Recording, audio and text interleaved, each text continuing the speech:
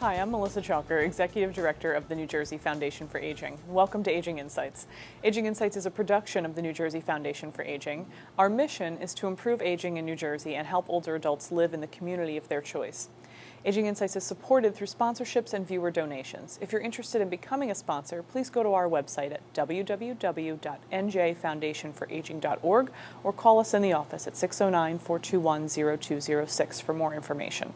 Today, our guests are Dennis McGowan and Louise Rush from the New Jersey Division of Aging Services. They both have been on our show before. However, we're happy to invite them back to remind our audience of the great services that they provide and also tell us about some new things going on. So welcome to both of you. Thank you for taking time to join us. As I mentioned, about a year ago or so, you were both here with us before to talk about some of the things going on, and we're always happy because we want to remind our audience of the great work that you do and what's available to them as they grow older here right in New Jersey. So Louise, I wanted to see if you could just start by explaining the role of the division and reminding our audience of the work that you do there. Yes, the Division of Aging Services, we're 61 years old this year, so we've been around for a long time. Mm-hmm. And we're the central agency that oversee our AAAs and our ADRCs that provide services and programs for the state and for our senior population. Mm-hmm. We look at our aging population and see different aspects of growing older, whether it's health or whether it's social or economic needs, housing. So we look at basically all the needs of the aging population, and in the department and if within the division, we're here to help. No, I think that's great, and 61 years is great to know that the government has been responding for that long to the needs of older adults in our community. What our audience might not know in terms of government structure is, some of that is related obviously to the Older Americans Act and designating the division as the state unit on aging, if that's the correct term, right? Yes. And so you mentioned that part of the role of division is to oversee AAAs and ADRCs. If we could just remind the audience what they are, so that they know that those are their county offices on aging, right? Sure. Like that I mentioned in the open of the show as well, right? Sure. Yes. The AAAs is known as the Area Agencies on Aging, and the ADRC is the Aging and Disability Resource Connection.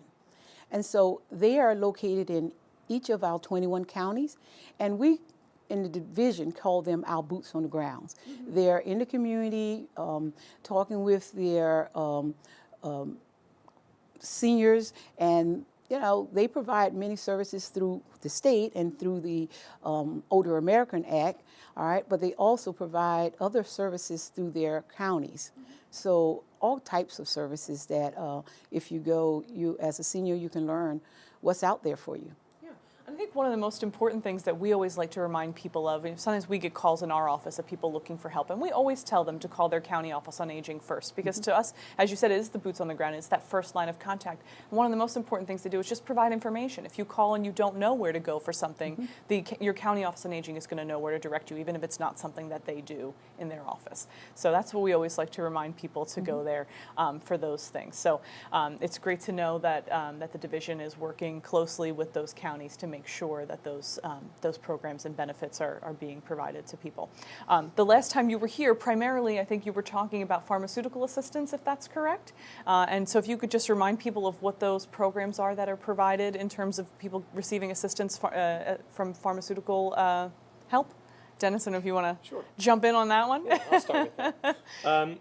We're fortunate in New Jersey, we have a few different programs that help folks.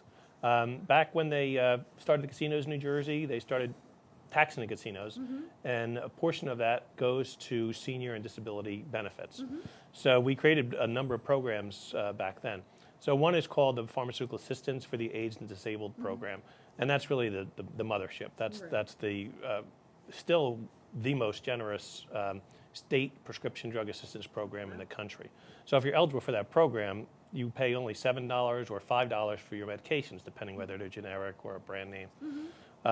And we have over 117,000 people on that program right now, but we always know there's more people who could join. Right. Yeah. And then we created another program. Not we. The state created another program. You can take credit. Okay, I will tell you. Called Senior Gold. And Senior Gold took the income limits of PAD and raised them by $10,000. So it brought in a whole other group of seniors who could get a state prescription drug assistance program. And then, of course, since those programs were created, and they were at the time the only game in town for New Jersey, Medicare then created its own Medicare Part D drug prescription assistance program and a little assistance program that goes with that called a low-income subsidy. So there's these 4 different programs out there, and we coordinate all of them together through one application and also helping people apply for all of them. Right. Yeah, I mean, I think that's great, and I always like to remind people about those pharmaceutical assistance programs because, as you said, they're very generous and very helpful. And so, but with that, you have to be eligible in order. It's not just, everybody gets it. There are some eligibility criteria. Can you tell us a little bit about who might be eligible for those programs? I can. It's seniors, 60 and older, right? Or Yes, 65 and older? 65 and older. 65 and older. Resident of New Jersey, 65 and older. And then there's income limits only. There's no asset limit, so it's based only on income. PAD You help is me the out. eligible limit for a single person is up to $27,951, and for a married couple is up to $34,268. And we also, you can be disabled if you're 18 and up to 64. So that's the kind of the criteria. And to be eligible for the pharmaceutical assistance and the Senior Gold program, which Dennis mentioned, you also, if you're eligible to enroll in Part D, you must enroll in Part D. So that's the kind of like the 5th requirement. Right. And that's, good to mention that even though Medicare is a federal benefit, there is help within state government in figuring out how to utilize your Medicare benefit and how to get assistance with it. I know there are, we can also mention that there are the Medicare savings programs which help people pay for their premiums if they're income eligible. And that's all information that you can get, by calling the division and talking, or even talking with a SHIP counselor, finding a SHIP counselor, right? Yeah. Could one of you just remind our audience what SHIP is, since I mentioned it? Yeah, it's the State Health Insurance Assistance Program, and this is a national program. They go by different names in different states. Right. So I think Philadelphia's is called, Pennsylvania's called a prize. Okay. So they have different names, but ours is SHIP. We stay with the federal name. And what that is a program where we have counselors in all 21 counties. A lot of them are in your county office on aging. So again, when you say make that county office on aging your first call, you'll either have the SHIP person there or they'll be able to direct you to a SHIP person. And we have about 500 trained counselors. They go through a 7-day training on Medicare, and twice a year they go to update training because Medicare is always changing, new things are coming in. Right. I mean, just this year there was a change to the enrollment period for Medicare Advantage, right? Advantage, yeah. So, everyone's so used to the traditional open enrollment period for Medicare, and so it's good to stay up on those changes and to know that they can always contact their county office on aging or the division to find out and the counseling about is free, those things. and it's unbiased, so they don't work for an insurance company. Right. So they can tell you what 3 good options are, and then they let you choose. Right. Yeah, so it's just about getting the information, not about swaying you one way or the other, which is really important to mention that. And let me, before we go further, one of the other things, if you are enrolled in the PAD program, we do work with the Medicare Part D program. We partner with them, okay? And because we partner with them, the PAD will pick up your premium for the Medicare Part D plan that you choose, also the yearly deductible and the co-insurance. So again, it's worthwhile to enroll in PAD and with the Part D because you're covered all the way around. Exactly, and so that's a great point to make, that if you are income eligible, if you fall within those guidelines, that it's a really great program to take advantage of. And we know, right, Dennis, that there are often a lot of the programs that are available are sort of under-enrolled in. Is that underutilized? Is that correct? Yeah, that's definitely getting the word out and getting seniors to understand it's a benefit and getting their caregivers to hear about it and realize, because so many seniors struggle through whatever issue they're going through, and then by the time they come to the attention of an agency that can help, they've already put themselves in financial trouble, or the mortgage is facing foreclosure. That's unfortunately sometimes when they come to us. Right. So you really need to reach out to that county office on aging the first time you have a problem with your heating bill, or the first time you have trouble getting to a doctor because you don't have transportation. Find out early what the benefits could be. And these prescription drug assistance programs and the Medicare assistance programs are definitely underutilized. Yeah. And I think that's a really great reminder, and one of the reasons why we love to welcome you back to the show is because we want our audience to know that these services are available so that they can call upon you and not wait till a crisis period, so that they can find out information ahead of time, because even though they might not realize it, they might be eligible for something and be able to get some help. So my next line of questioning involves applying for these programs and how someone does that. And I understand there's a new way to apply for, and that includes these pharmaceutical programs as well in the new application? Yes. Yes. So yes. tell us about that, what that's called and how it works. Sure. We had an application in New Jersey that was in paper only, and we called it the universal application because a few years ago we added the Medicare savings programs questions in there. So it's one kind of long application. But even then we say don't get discouraged because like one page just asks you for your address. It's just in large red boxes. So you're kind of like, oh my God, this is such a long application. But really it's 3 or 4 questions on each page and then you turn. But that was the only way to get to us. So you had to have a paper application, know where to get a paper application. You know, we supply all the pharmacies, the offices on the aging, all the senior centers. But when they run out or get new staff, they forget the applications exist, then the program exists. So we wanted to give people a new way to find us. So we've put the application online, totally fillable and submittable online. Right.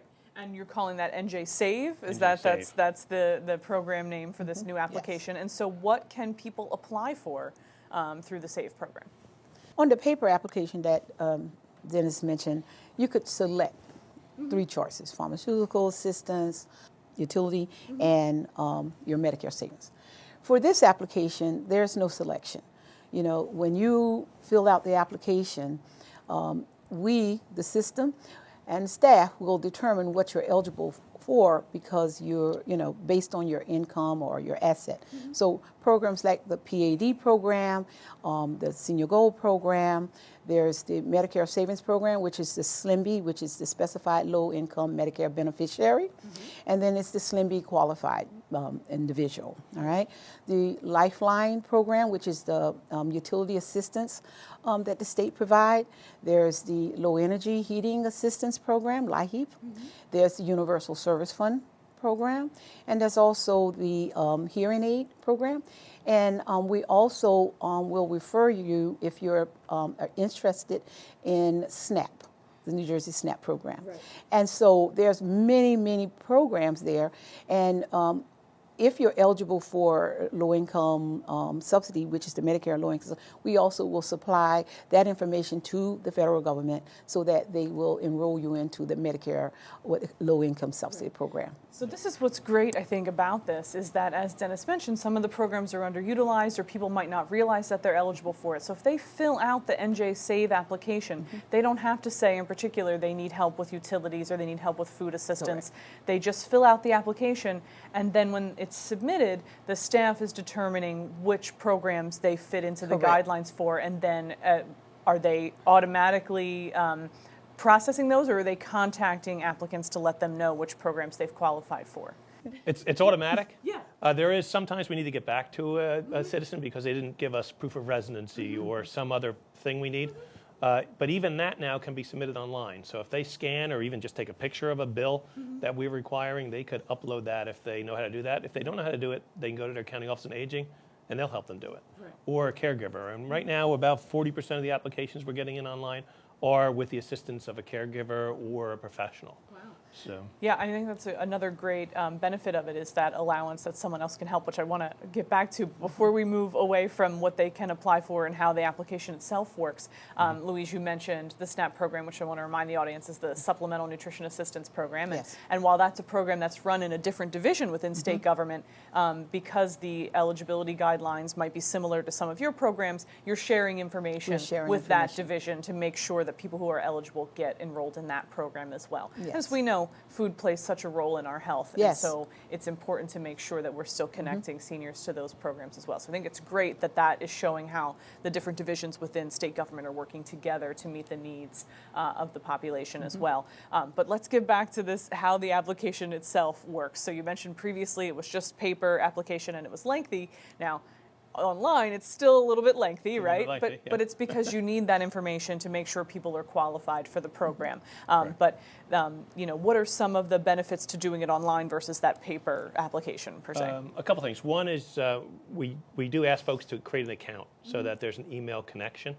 And then they actually get sent the password to their email, and then they can go in, and then they've created their own account. So one thing is they can come back and forth to the application and fill it out over time. So let's say they get to a certain page and they realize, oh, I might be eligible for this benefit and I need a bank statement, but I don't have my bank statement. They can log off, go to the bank on Friday, come back and do that again. Or with that account, their relatives can also help. So if the daughter's living in Chicago and mom's filling it out and is, I'm stuck, the daughter can log in as the mom, help complete that application, and then have the mom submit it. I think that's great to know that 40% of the applications you're getting in right now are coming from people who are helping someone to fill out the application, which I Yes. think is another great opportunity. Right. Not that they couldn't have with the paper, but as you said, with distance and other things, this makes it easier for them to do that. And so, if you've seen yet, I mean, I know this is just rolled out in October. Right. Is that right? Of 2018. So. Have you seen an increase in applications with this program yet, or is it kind of slowly creeping? Yeah, just a slight increase, maybe 300 or 400 in one program, 300, 400 in the other as well. But so far, 2,000 people have applied online, so it's a good number. Yeah, it is a good number. And, as you were saying, it does also help for people to be able to assist with filling out the application. And so I believe you also are, if, say, I'm a social worker that works at a senior center and I want to help someone fill out an application, there's some training available to help them as well to fill out the application? Yes, for the worker portal side of it, we do have to pay for individual licenses, so we haven't gone to the senior centers yet, but we've gone to our major partners, which are the county offices on aging and the SHIPs. Okay. So they each have a couple licenses each, and of course our workers do too. So we take some applications on phone even at our office. Even at your office, that's great. But we also have a tutorial for anyone who's trying to, go in and say, how should I fill out this application? You watch it, and we'll be able to do that. That's actually a really great thing to Yeah. know, that if I'm, filling out the application for someone else or for myself, that if I'm really concerned with how does this work, there's a tutorial I can watch online that Yes. shows about that. And, I'm sure people watching at home are thinking, oh, this sounds like, it might be really involved. There might be a lot of information I have to give. Do you have any idea of how long approximately it might take somebody to fill out the application and go through the process? I think we're estimating between 20 minutes and 40 minutes, depending on what kind of documents they need to put on. And whether it's a single person or a married couple, Yeah, that makes a difference as well. and how much money. Yeah. And what kind of, so, as Dennis said, the type of documentation you have to provide. Yeah, But that's one true. of the things we're also trying to do is to alleviate the burden of having to submit all the documentation. So we are actually implementing verifications to a certain income so that the applicant will not have to supply documentation like Social Security, monthly amount, or stuff of that nature, bank accounts. We can find tax returns. We can find that stuff out. But there's still some things that we do not have access for, like your veterans statements or life insurance, stuff like that we don't have. But it does cut down on the amount of documents a person will have to supply. Right, and in addition, the benefit of being online is that, as Dennis said, you can, if you have the ability to scan a document in, or you can just take a picture of it. I mean, with smartphones, even if you yourself don't have one, if a family member or somebody can take a picture and upload it, rather than with the paper having to get so many copies of things and send them out, and did I copy this, and which things do I have? It's a little bit easier that way, and I think the other benefit, and again, creating the account, while people might be leery of having to register and do those sort of things, it does allow for that follow-up, right? So if I've done the whole application and I'm registered and I submit my application, what happens next? Do I get a confirmation that my application's been submitted? Is there some follow-up that's there? Yeah, that's the first really big thing is once you've sent it, you get a confirmation number, and that's wonderful because right now, you'll mail a paper application and you don't know when it gets to us, when it starts being processed. Now you've got a confirmation and you've really got like a start date for that application. one of the things we're building into the system is eventually with that confirmation number, the citizen will also be able to track it a little bit in the system. They can log back in, give that confirmation number, and follow it. So this is a system that's rolling out and being developed as we go along. We wanted to get it out as soon as we could, so it's out there now. No, and I think that's one of the great things is that, this is something that has the potential to do even more, but right now it's at least making this more available to people and maybe making the process of applying a little bit easier by being able to do it online versus paper. Correct. But there are some other things down the line that you could incorporate into it to make it even easier for people, right? And make it more, and also easier for the division on your end in processing some of these things, right? Right, and even though we don't have everything all automated right now, we still will send out a disposition of, whether you are eligible for one program or all programs. And if not, what the reason was because you weren't eligible. So you'll still get that documentation. And if we need additional documentation, that all will go back out to you. But we are, as Dennis said, working where all of that's automated through the system. But, yeah, and that would be great, as Jen said, to go in and put in the confirmation number and be able to see the progress of it. But at least now you have that confirmation number and you could still call and ask for updates or find out information. And so has this changed at all the wait time to find out if you're eligible? What should someone expect if they submit an application? How long should it take before they hear whether they're eligible for programs or not? well, between 30 and 45 days, I would say is a fair amount of time. Sure. You still the got process manpower application. things on the other end, and people need to process the applications and get all that stuff situated, right? Right. Yeah, yeah. So much like being here today on the show to share this information, you are doing some other outreach, and you want to talk a little bit about what you're doing to spread the word about NJ Save around the state? Sure. We have a grant from the federal government to promote some of the programs that are in this application. The big two being the Medicare Savings Program that helps you save on your Part B premium. Right. So that comes out of everybody's Social Security check, and it's $135.50 a month. So if we can get that money back to you, it's a really big savings. So if we can get you that program and a low-income subsidy, so the federal government has given all the states special grant dollars to promote those programs. So we've used some of those dollars to promote NJ Save. So we have posters and table signs, and we've done speaking engagements. We basically did mailings to every pharmacy, hospital, senior center, of course, the AAAs, the Offices on Aging, all those across the state, giving them applications, giving them access back to us if they need more. And we're going around the state doing presentations. So we have, as of this morning, we have 64 scheduled going into the summer. Wow. So we've actually had to recruit other people in the division who haven't spoken before, and even our department's communications team has jumped up and they've taken a couple of them. So, we're trying to do 2 a day so we can do one in the morning and one in the afternoon and make the most of our time. Yeah.